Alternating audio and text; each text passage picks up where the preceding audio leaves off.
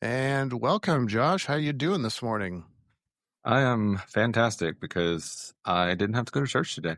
That's great. Me neither. I mean, this is church, right? In a lot of ways, talking with people. If two or more are gathered in somebody's name, good enough. Yeah, I So, drove all the churches I drove by on the way here. I was just like, sucks to suck. yeah. Actually, what I did, I've been working on some upcycling of some furniture I bought off of Facebook Marketplace, and Hmm. I got to. I think it's finished. I think I just need to let it dry, put a clear coat on it. Everything's painted. It's pretty good, if I may say so myself. I think the paint helped. The type of paint that I used helped quite a bit, but Yeah. I'm actually impressed that I think it might not look crappy. So that's good.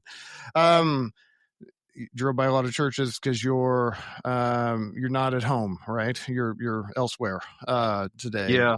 You're Yeah. working I remote. had to go to my mother's house because my internet's not stable at all, and I didn't Oh, want that to interrupt the experience. well, I appreciate you thinking about that. That's certainly a big deal, having good internet. So, well, you want to go ahead and tell your story, and just might as well go back to the beginning and tell me about where you were raised and how you were raised.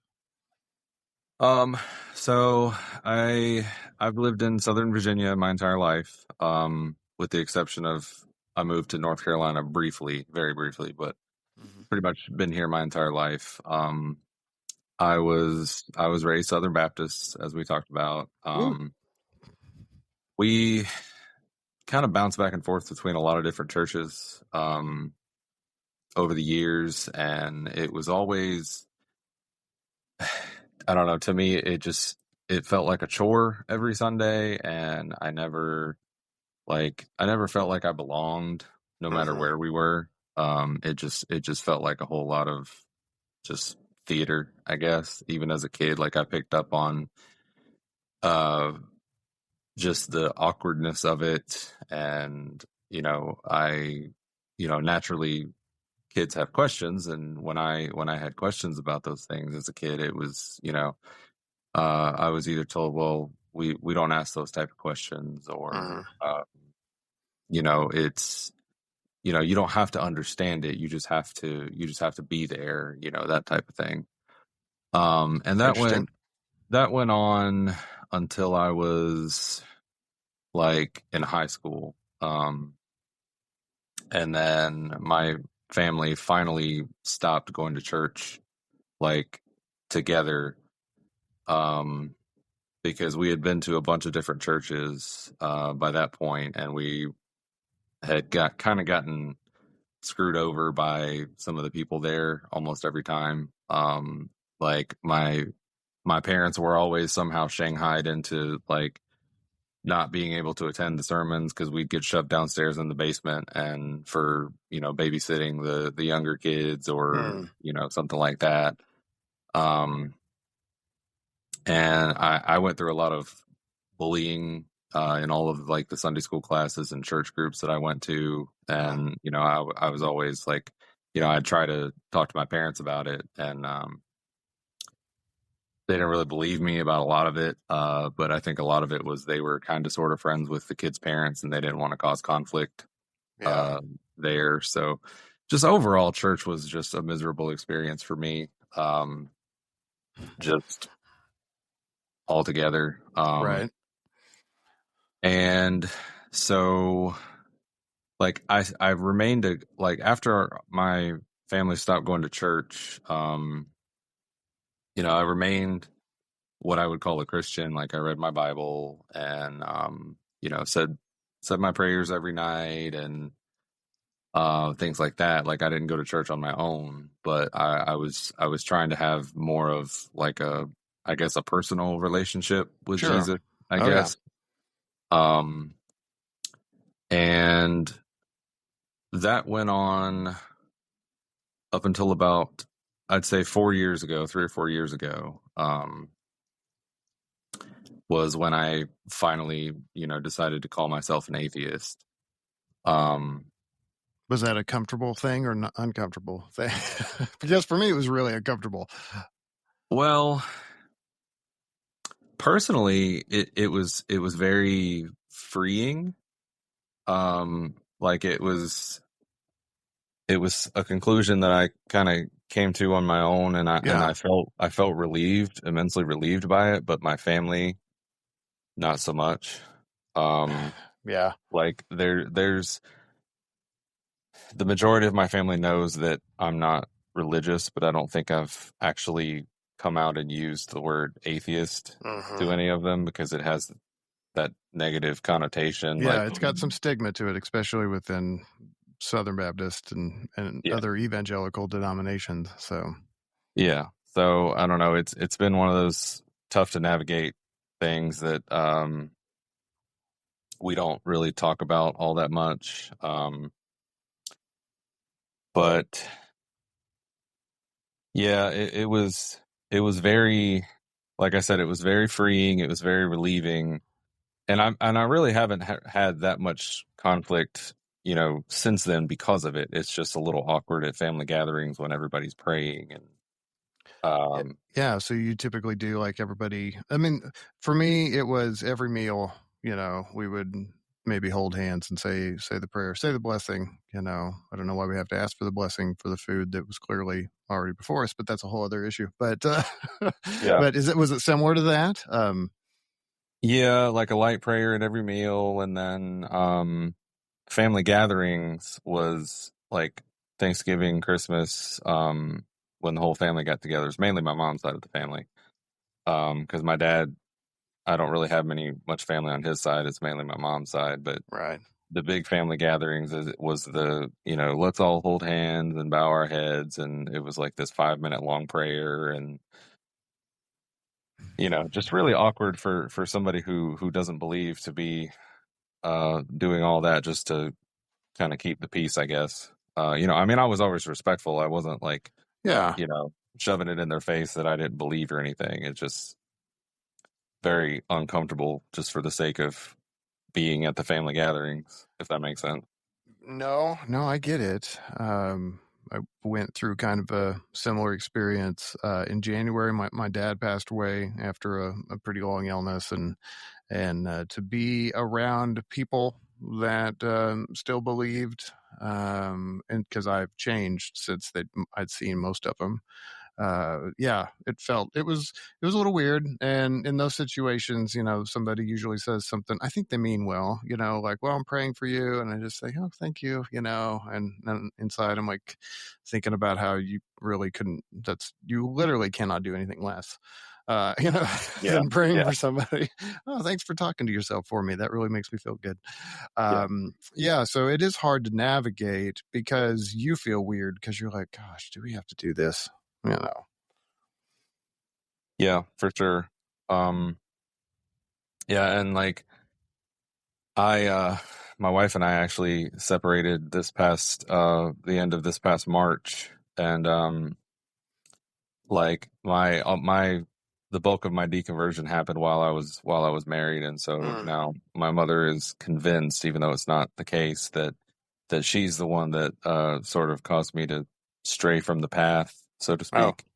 And so she's been trying to like guide me back and like, well, uh you know, all this struggle you're going through, you know, all you have to do is just give it to God. And I'm just Mhm. like, I no, I don't want to have this conversation.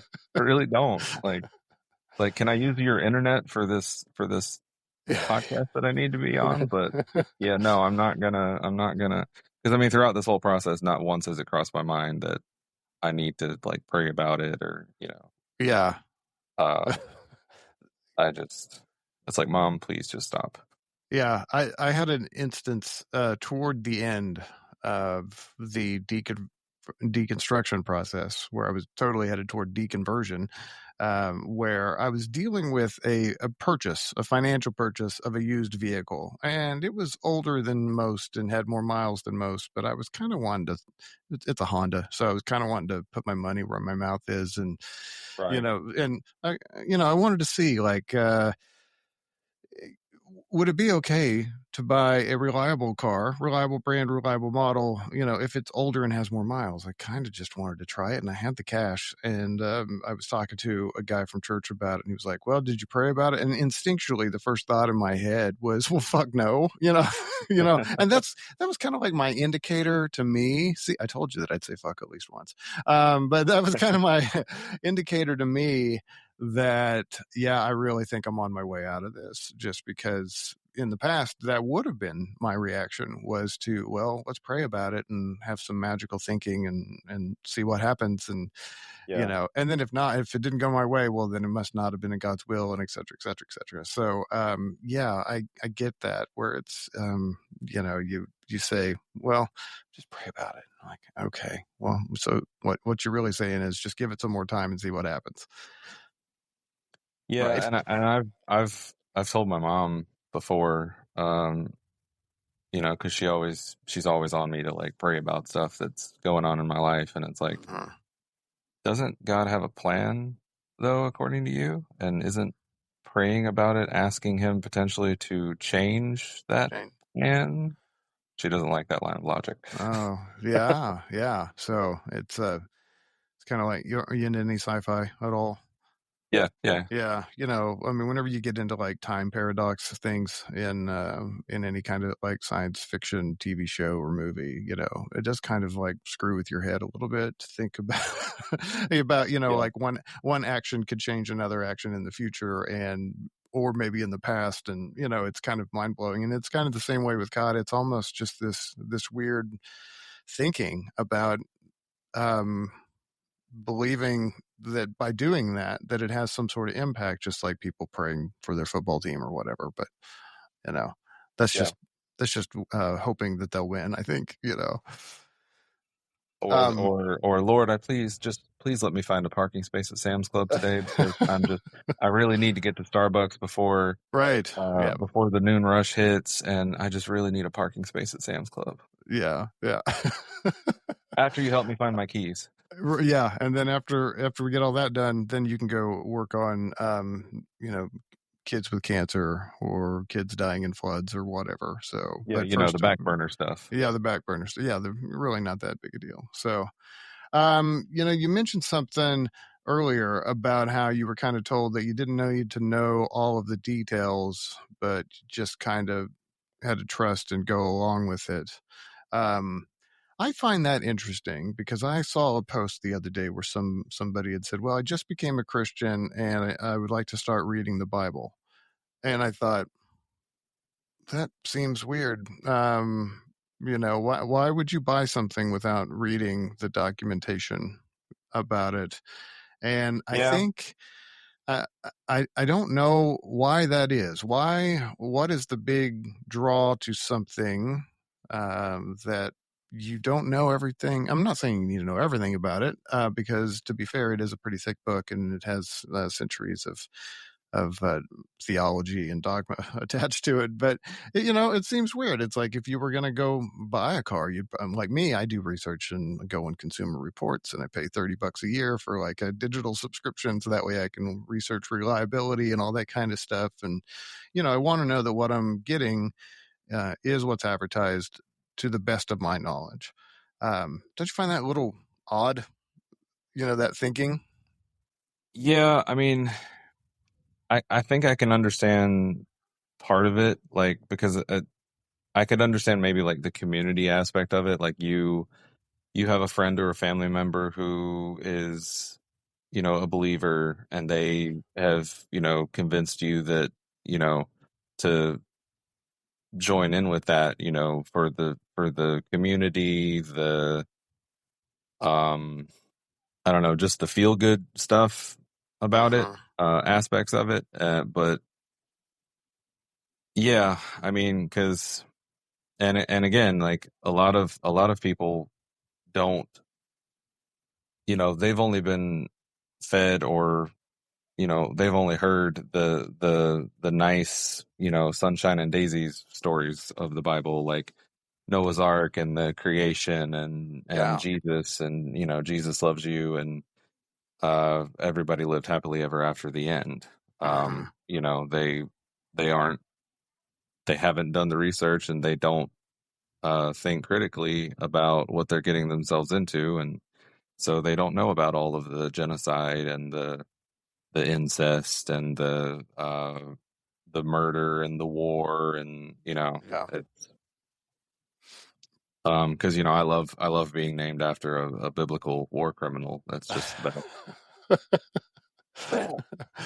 Yeah, there's just some things you can't escape. Like the influence is so strong, and that's one of the reasons why I read the Bible with the only kid that's interested enough to actually read with me. She doesn't believe; she thinks it's all pretty ridiculous, but she is interested in spending time with Dad, and it's just a little something we do to unwind at the end of the day before bed. We read a chapter, and you would want to casually unwind. Like we read the other day about how God commanded the Levites to go slaughter 3,000 people after the whole Ten Commandment coming down from the mountain issue. So it's just something casual. 3,000 people just slaughtered. Because they screwed up. So loving. Uh, so yeah, it is weird that we're just supposed to accept this, and you'll see this from. I mean, I personally experienced this from talking to LDS/Mormon people. They'll say, like, the missionaries will say something like, "Well, if I gave you some material would you take it? And if you prayed about it and just ask God to show you something, that's really more of a priming." To be more susceptible, because if I say, well, I'd really like to see something pretty amazing, and then within a couple of weeks I happen to randomly see something that I would think is amazing, whatever that means, then I might be like, oh, well, those people came by and told me that, and they must be in tune with God, and then all this other kind of garbage. And then yeah, you realize that, well, maybe that same event would have happened even if you said nothing. That it was a Thursday and somebody ran a red light, or whatever. So, and yeah, you saw an accident, that was amazing. Oh my gosh, it's so weird what we're willing to prescribe to this without any kind of actual evidence. That's good quality, I think. Uh, yeah. And I mean, I've heard a lot of like the mental gymnastics that you have to go through to justify some of the things that are in the Bible. mhm. And a lot of it's just lazy. A lot of it's just, well, God commanded it, so that's what That's God that. wanted, Yeah. so therefore it's okay. Hmm. Yeah. Well, what do you have a favorite mental gymnastics move that you've heard or said, really? Um, well, the I guess probably the one I hear the most is probably just um I guess it's called the argument from ignorance or something like that, where people just say talk about something that they don't understand, and therefore because they don't understand it, that's God. The part that we don't understand is God. Yeah.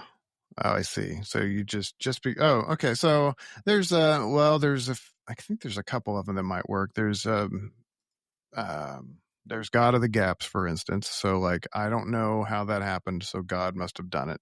I just Right. prescribe a higher power, and then I'm pulling up Just look the at the trees, man. Just look at the trees. website. If there's a way to share my screen with you, that I don't know if I'll have to look into that. But there's a website called yourlogicalfallacyis.com, and then they have these little things that you can click on, and they have different logical fallacies, like straw man or ad hominem. And so I'll have to poke through that later and see if that's in there. But God of the gaps is certainly one of them, where and you see that, yeah, look at the trees.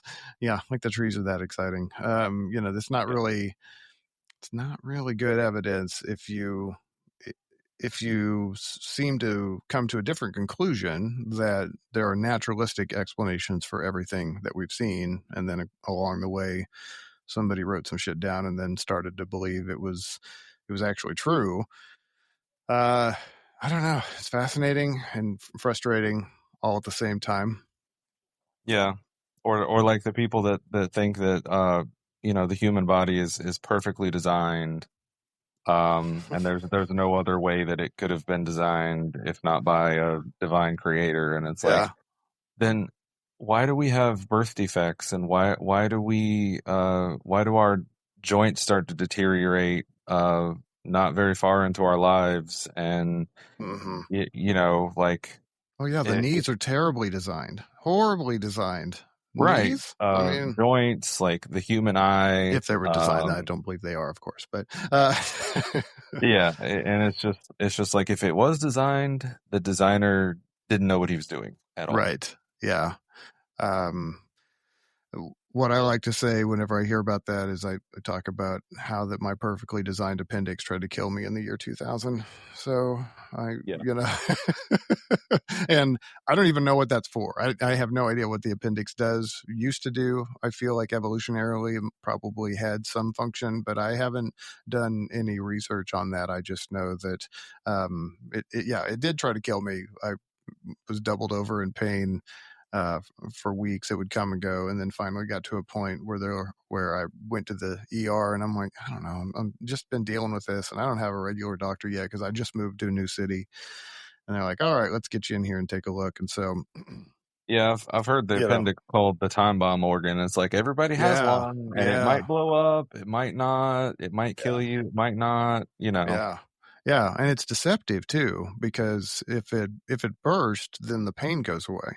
So you're like, "Oh, finally I feel better." And then you go septic at that point, and Yeah, you die. Uh, so not well designed, kind of a bad argument as well.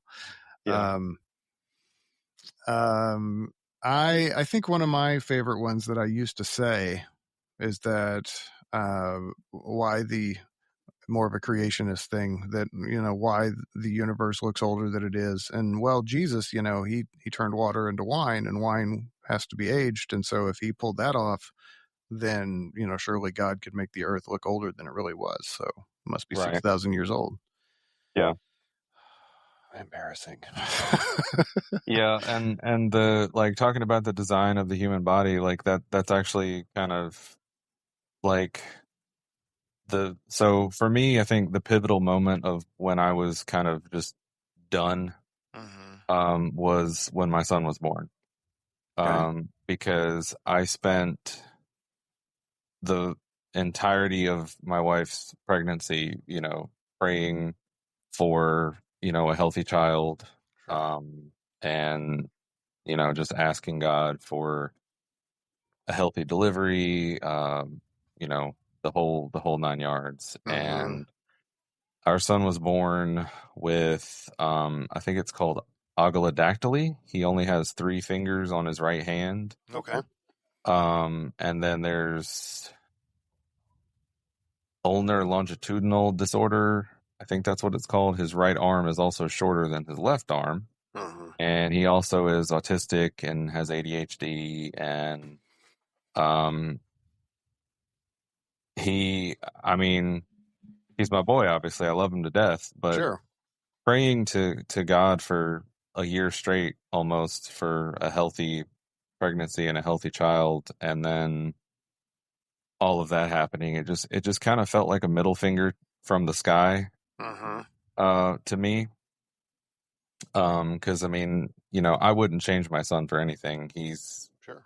incredibly intelligent and loving and smart and funny, but all of those things have made his life a lot harder Hmm. um, than it I think it needed to be. Yeah. And my parents and other people have told me, well, God knew that um you were the parents that he needed. Hmm. And I'm just like, but couldn't he just have not created a world where there's birth defects and mental Right. disorders, and Yeah. like Well, that's if because of God is all sin. powerful, like why can't Yeah. we just shoot for the moon with that and just Hmm. have not have to worry about birth defects and things like that? Yeah. Well, that's where we get in more gymnastics, right? Because then the answer is, oh, well, that's because we live in a fallen world. Okay, well, if we live in a fallen world, how come it happened to me and it didn't happen to John down the street? How come it didn't happen to Susie in the next town? Like, it doesn't make any sense. Like, well, Yeah. if it's a fallen world thing, um, can I not have some semblance of order with this? Because if you really look into it, well, the thing I really hate is the idea that the God character is the source of objective truth and morality. Because I mean, you can't be objective if you live by different rules in your own book than you Right, subject on exactly. the people. God's the You biggest know? murderer in the Bible. Oh, absolutely. And it's just these arguments fall apart if you really start to think about it. Longer than 5 minutes. You know. Yeah, well, I mean, and that goes back to what I was told as a child. Well, we're not supposed to think about it too hard. We're not supposed to ask questions about it. You're just supposed to, yes, God. Mm-hmm. Did you get any? Were you in church at the time your son was born? No, that No. was, I was like from the time I got married to the time my son was born, I was still like reading my Bible and doing like my Bible studies and praying Yeah. and stuff, but I wasn't in church. No. Mm-hmm. I only ask just because sometimes you may or may not have help with things, depending on the church you're at. And I don't know if that's I grew up in Southeast Kansas, which might as well be the South, honestly, because it has some similarities. So there's that, there's aspects of, community help that probably just kind of comes a little natural because it's a small town and that kind of thing. But then there are other times where you can't find help within the church, and that would sometimes be frustrating to me. I'm like, wow, I could use a little hand more than just prayer. So, but Yeah. it's even harder if you're already out, and because of you probably had a loss of community whenever you stopped attending, like many of us do, and then we're all probably trying to recreate that or find maybe search for community. I don't know what do you do now to plug into other humans. Um, well, I'm on Threads a lot. Uh-huh. Um, I've found more community there than any other social media in the past. Uh-huh. Um, Good. it kind of surprised me how much easier it is to connect there with people, like Uh-huh. like-minded people. Yeah. Um, but I don't know. I mean, I don't like. I have a pretty small circle, like group of friends and stuff, and um, some of them are believers and some of them aren't, and it's we're all adults and we all have kids, and it's hard to hang out as much as we'd like to, but Yeah. I mean, I do kind of wish I had something like the community that you get from going to church, like Uh-huh. seeing the same people every day, and or at least once a week, and having that sense of commonality. Um, but I wouldn't want to go back, just for that. Like I don't think it would be. I don't think I'd be able to. I think I've got too much religious trauma to even think about trying to get back into that scene. Yeah. I in Kansas City where I live, we have there's a little place here called Oasis, and it's it's a secular meeting where they get together on Sunday and they hang out for a couple hours and they sing. They have like a local performer come and play some of their songs. So it's not in any way religious or Christian or anything like that. And then after that, they have a speaker. So you could think of it as like a TED Talk in a lot of ways. Where somebody's talking about a topic.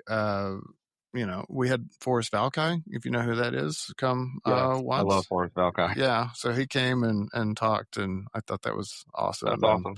yeah, my son had many many questions and things to say about dinosaurs to him, and so so we talked about that, and then they've, so that's the kind of, obviously Forrest is, an atheist. He posted a picture of his badge that he was at some conference and it just says atheist down at the bottom. So he's pretty open about it, but you do get some community. That's a possible outlet. The problem for me is that it's, I don't know, it's not as close as the church that we used to attend, like geographically close. So I do have to Yeah. drive a little bit to get there. It's not major, but where I live, if you, maybe every city is like this, that there's a mental barrier in your head about like how far is too far, so to speak. Like, oh Yeah. man, I can't drive south of the river. That's too far. That's 22 minutes instead of 20 minutes. And so Yeah. there's that. And then I've mentioned this elsewhere, that I've kind of toyed around with the idea of going and looking at a Unitarian church.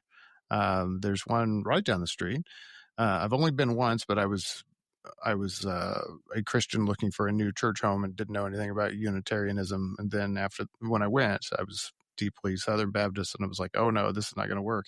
But I did stay the whole service and played nice. But I I I've thought about that, but then my wife, I was like, I don't know about this. I don't know if I can go, much for the same reason that you just said, that, definitely religious trauma, or it might just be hard to stomach it. I mean, maybe I could sit through it for an hour, but she looked up on their website and they did make references to God and the Bible. And I'm like, even this is too much. Yeah. Maybe too close to where I came from. So the search continues for community. We may Yeah. have to build it. Yeah, I feel that. I mean, I've gotten follows from people on threads, and I look at their profile and things that they've replied to, and there's certain things that if I see, I just remove them as a follower. Like if somebody has like God first in their bio, or Yeah. something like that, 9 times out of 10 you're going to be able to look at their replies, and there's going to be some hateful replies, and uh, it's just it's hard for me to be around people that claim to be followers of Christ, but uh, are complete hypocrites when it comes to loving everyone, and the way And you treat people. and you've probably noticed that the more evangelical and more fundamentalist they are, they tend to be that way. I mean, Yeah, how we were raised, it was, frankly, it's those types of people that are also online. And the younger they are in their Christian walk, meaning I became a Christian last Thursday, and now I'm all on fire. yeah, They tend to have a lot of zealousness to them, and I don't know how churches are operating today, like in youth groups. I mean, my kids did go to youth group until we stopped a little over a year ago. So I always thought that they were doing good things, and we would always ask, and what did you learn about today? And they would talk about some things, but there's been a few like little nuggets of conversation here and there that have popped up about stuff that they used to talk about, and I'm like, oh, I didn't know about that. I would have probably wanted to know. It was something theological that I absolutely disagreed with, but so it is tough. And you said your son has ADHD and autism. yeah, They kind of go hand in hand, because I have a kid with the ADHD, and we suspect the autism. We've got actually an appointment to get tested. And so I know that comes with some challenges, so, yeah, for you're sure. a good soul, because I know, not to take away from the kid or anything, but it's a challenge that I didn't have to deal with. That wasn't in my wheelhouse, because I wasn't affected. And, but I have met people that got diagnosed like later in life that are my age, and they would describe some of the struggles that they had to do, and they said, man, I thought I was stupid and I was just like lazy and things like that. And it was like, turns out I just oh, I have ADD or ADHD, and so I think it's better now that we have ways to diagnose these people, so that way they can get some help and be guided. And then I think it helps parents too to be like, try to step back a little bit and be like, I'll try not to take this too personally, because I know it's something else that more is going on. Yeah, that's why it burns me up when people say stuff like, well, why all of a sudden there's so many, diagnoses of autism and ADHD, and it's like because we have better methods of testing for it, and we have Uh-huh. more support programs for it, and it's like it's always been here. Right, It's it's always it's been here. just that we're getting better at detecting it and treating it and Uh-huh. supporting people. Yeah. Is your son pretty creative? Oh yes, his favorite thing right now, well, it has been for a while, is Minecraft, and he can that boy can create like some of the craziest stuff just out of nothing, Yeah. like just his mind, and I'll be like, "How did you make that?" And then he'll launch into, "Oh well, I just took this kind of block and did this thing over here," and then Yeah. 30 minutes later, I'm just staring at him like, And and "Okay, it and proud if of you you." right click while holding, whatever, and do this, then you can cause this block to do. Yeah, yeah. I've heard Yeah. some similar types of things where, boy, man, nothing will make you feel older than that. I'm like, I just remember putting a cartridge in the console and going, and you're Yep. building entire worlds, and then you can duplicate it. You know how to do it, and it's amazing. Yeah, I try to play with him sometimes, because he asks me to every once in a while, and I try, but I usually after about half an hour or so, it's just like, um, Daddy, you can back out if you want to, just so I can I got to do something that requires the whole screen. I'm just like, okay, all right, that's he's making fine. up he's making up excuses to kick you off. Yeah, it's not that I don't want you to play. I just want to have the full size of the screen back. Like, Right. oh, okay, Yeah. Yeah. so I No, can you're see better. welcome. You're welcome anytime, Dad. So, Yeah, yeah, and that's the thing that, likewise for mine, actually, I think the kids are all pretty creative. I mean, we homeschool, so, and part yeah, of we the do too. reason, yeah. Oh, okay, cool. So, we'll get into that here in a second. So, but one of the things that I think is good about homeschooling is that it does open up, um, possibilities for creativity, whereas Yeah. going to public school is kind of a more confining, I think, when it comes to the mind. Which is ironic, because you and I both know that there's a pretty significant number of homeschoolers who are holding on or to faith of some kind, right? Was that I guess you probably wasn't a thing for you, though. You were just choosing to homeschool for different reasons. Yeah, when he had a really hard time in kindergarten and preschool, um, just being in a classroom environment with other kids, and Yeah.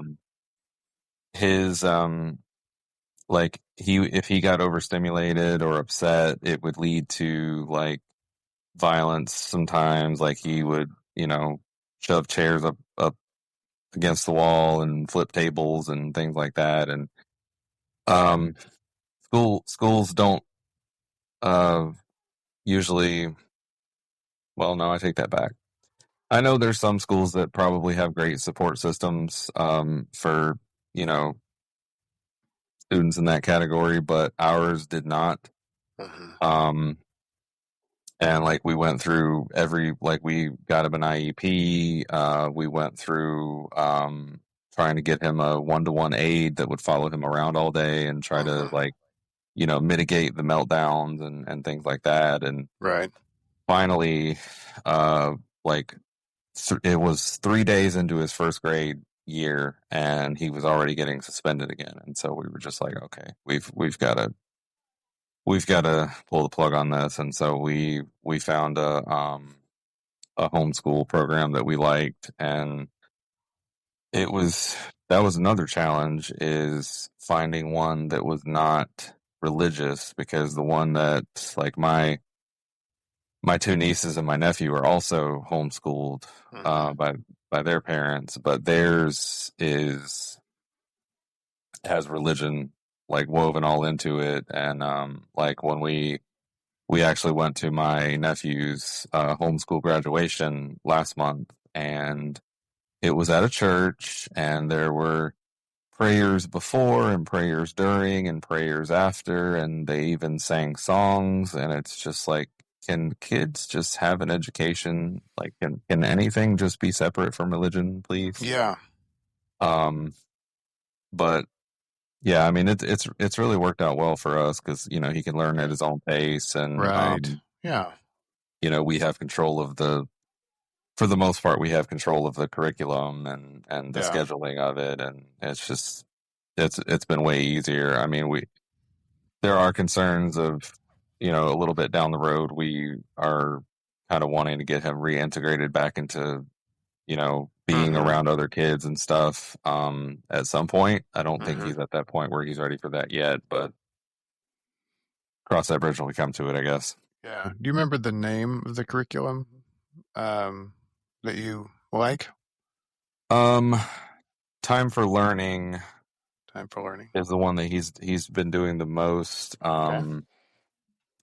I think there's another one that we just switched to recently. I can't remember the name of it, but it's the Time for Learning was great up until like the end of last year, just because it's more geared towards little kids. It's very cartoony and very like the lessons were very like geared towards younger kids, I think. And he Yeah. kind of got tired of that, so we switched to the new program, and it was a little bit more um like instructors talking to you like you're an older kid or an adult, like Mm. not like you're on an episode of Barney or Sesame Street or something. Yeah. And clearly it sounds like you're really involved in your child's education, which I would say doesn't necessarily always happen whenever you send a kid off to public school. And I'm not passing judgment on anyone who goes to public school because everybody does what they got to do for different reasons. We have my son's good friend. He's going to have to go back because um, his the mom and dad, they separated and things are economically different, and now, and so, she's going to have to pull in some more income by working. And then, because of that, the kid's going to go back to public school. So, otherwise they'd probably still stay homeschooling. You do what you got to do for a variety of reasons, and that's fine. But I absolutely lost where I was going with that. Oh no, just being involved with your kids, but clearly, you're really involved because you're trying to find the best thing with your kid, and so I think it's a good thing. I think you're doing good, Dad. So just keep it up, and it's all gonna work. It really does help to hear that, because there's a lot of times when I feel like I'm not. Uh, because I mean, he does really good with his lessons on the computer and stuff, but Uh-huh. it's he loses out on the social aspect of it, and we're trying to, like, we've enrolled him in some art classes for homeschool Uh-huh. kids Yeah, sure. here, and just to get him around other kids. Uh-huh. And I mean, he's made vast improvements just the past couple years, with as far as like managing his emotions and managing, you know, self-soothing when he gets overstimulated and things like that. But Yeah. I don't. I think we're probably going to be doing the homeschool thing for at least another couple of years, and then try to see, how reintegration into public school would look. Yeah. We started in public school for my oldest two, and then the second one, the one with ADHD, was in kindergarten, and she would come home every so often sick because she threw up or she had stomach issues, and then she'd come home and bouncing off the walls. And then after like two or three times of that, it was kind of like, what's going on? She's not sick, but she's Yeah. throwing up. And when you dig into it a little bit more, and then you find out there's more going on. We didn't know that she was having issues with some learning things in even kindergarten until we got to parent teacher conference. And I'm like, holy shit. I literally talked to the teacher every day because, either I or my wife would go pick her up at school. And at that age, you have to, like, we walked up, or at least we chose to. I don't know if you had to, but, we would, walk all the way up to the door and would definitely say something to the teacher. And no time did the teacher ever say, hey, I'm a little concerned about this or that. Could we maybe set up 10 minutes, 15 minutes sometime whenever you come and pick her up? And that was that was so frustrating. It's like, come on. Like, I have to wait until parent teacher conferences, which I'm like a third of the way through the school year or whatever, before Yeah. I maybe even half, before I even hear anything. Whereas whenever you're home, you can kind of pick up on some things and a little sooner, and then make adjustments and maybe try to find some answers rather than just waiting. And it's so frustrating, but I also get it because it's one parent or one teacher for, I don't know, 20 or 30 kids probably, Yeah. and they got to split their time, and it's hard work because I get to cheat a little bit. My wife used to be a teacher, so Yeah. so I do have a little bit of an upper hand whenever it comes to that. But but I did get to see how difficult teaching is. It's incredibly difficult, and the time doesn't stop whenever the clock stops at the end of the day. Like, the teachers take their work home with them, Yeah. and do a lot of extra cleaning of the rooms, and buying materials. And it's really, we could do better, I think, uh, um, in America with our public education system, which is really not that. All you got to do is go online and talk to somebody, and you figure that out, that we could do better. Uh, Yeah. Whew, don't get me off on that tangent because that would be a yeah, whole nother episode. But yeah. Well, man, we can do this again. Yeah. So, um, but the hard thing is, as you know, is that you end up doing a lot of the work, and um, and also whenever you need a reprieve, it can be difficult to find sometimes. So, how do you juggle that with like work duties and all that kind of stuff? um, well, things are about to get interesting.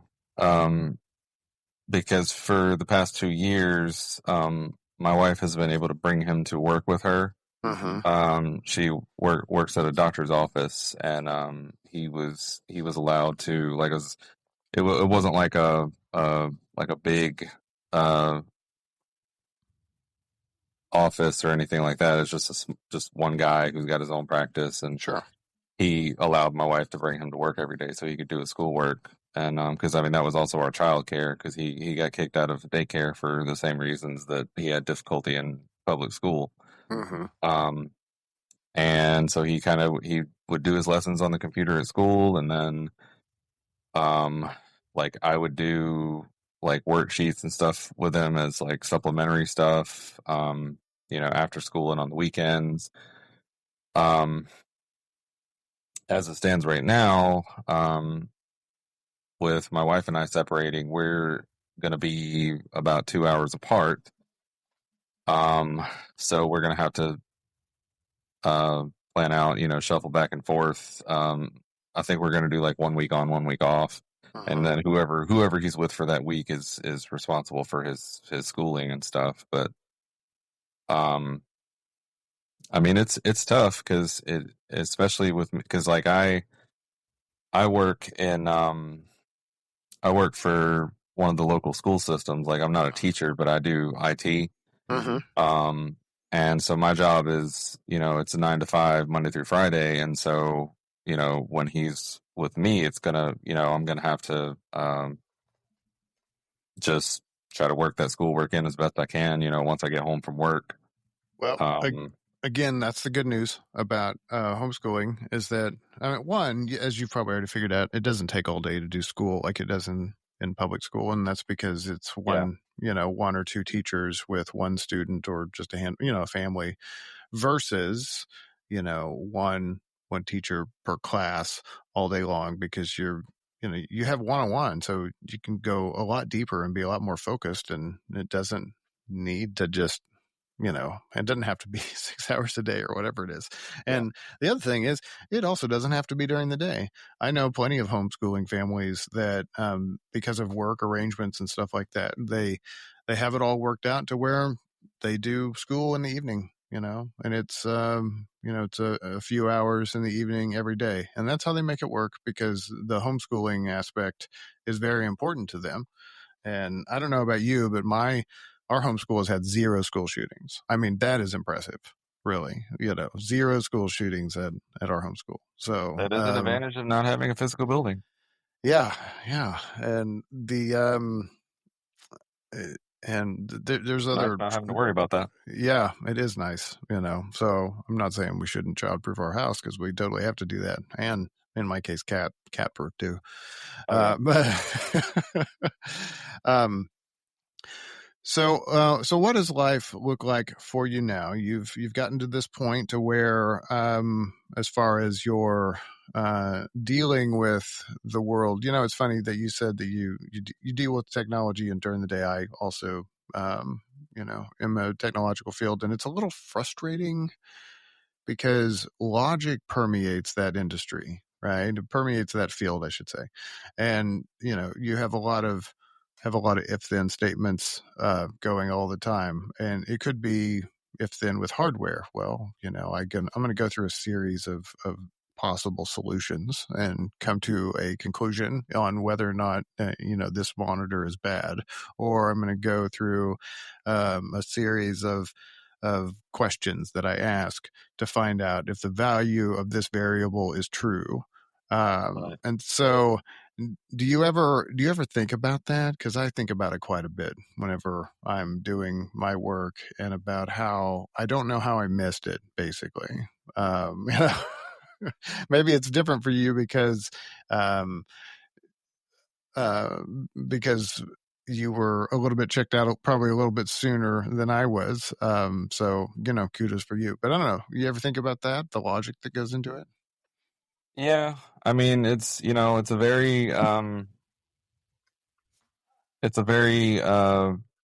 laid out process already. It's like, if you get a ticket and it's, you have a process you go through. It's like, okay, well, this is the first thing I check. This is the second thing I check. This is the third thing I check. If it's none of those things, then I go to step 4. And if I can't figure out what's wrong, then I bump it up to the next person. And there's a process that's the same every time. You don't have to really think about it too hard. It's just the process is in place, and it is what it is. Yeah, and for me, when I'm thinking about that kind of stuff, it makes me think about how it would be difficult for me to do mental gymnastics to make something something, you know what I mean? Like it doesn't play out there, So, but I will say this: people manage to go through mental gymnastics. Like I'll have someone bring me a broken Chromebook, and it'll have a clear, impact on the screen where either something hit it or it got dropped, or this, that, or the other. And the person will be like, I don't know what happened. Like there's just these squiggly lines across the screen, and it looks like there's liquid inside of there, but I don't know what happened. Like, I guess it's just glitching, or like, I don't know. And it's like, you can tell me you dropped it, and you can tell me it's broken. It's okay. It's the modern, my dog ate my homework. I don't want to fess up and say, yeah. Listen, I had it in the bathroom and I totally dropped it in the toilet. I'm so sorry, but I tried to wipe off all the bad stuff. Yeah. But well, yeah. So life today. It sounds like you're trying to figure out you got some family change that you're working on, and sounds like you kind of need to find some community somewhere. You have to. It would be nice. I mean, it's been a pretty big change, because when we decided that we were going to separate, thankfully was able to move in with my dad, Uh-huh. um, and live there for a little while. And then once my wife moves out of the house that we were both living in, I'm going to take that property back over, Okay. just because the rent is cheap, and it'll also allow our son to stay in, the only house he's ever known, because he's only 8 years old, and we've lived in that house for 6.5 years. So that's the Okay. only that's the only home he's ever known. So it's yeah, it's been kind of culture shock. I get, well, maybe that's the wrong term, but it's been a big adjustment, and we've got more on the way, but Yeah. just navigating it as best we can, and not hoping that some magical sky genie is going to fix everything for us. Well, I mean, you can hope all you want, but ultimately you're probably going to have to do some work. I hate that. I would love to just, wake up today and everything's fine. But it turns out I have to do some work. I did, if you need a different sky genie, though, one day I was on the way to work and I decided, this was a couple of months ago, I decided to test something. And so I prayed to the tooth fairy to give me green lights. Dude, I shit you not. Like, I got like 3 green lights in a row. So obviously praying to the wrong God. Tooth I fairy is mean, where it's at. Tooth fairy. that's proof right there. I mean, Tooth I Fairy know. exists. You did I it. Yeah. So I mean, 3 green lights, and if I should have recorded it, I should have just had like my phone sits in a little holder on the dash, not a proper dash cam, but poor man's dash cam. So, Yeah. I should have recorded it, and then I would have had proof. And I'm like, you could look at the video. I mean, analyze it.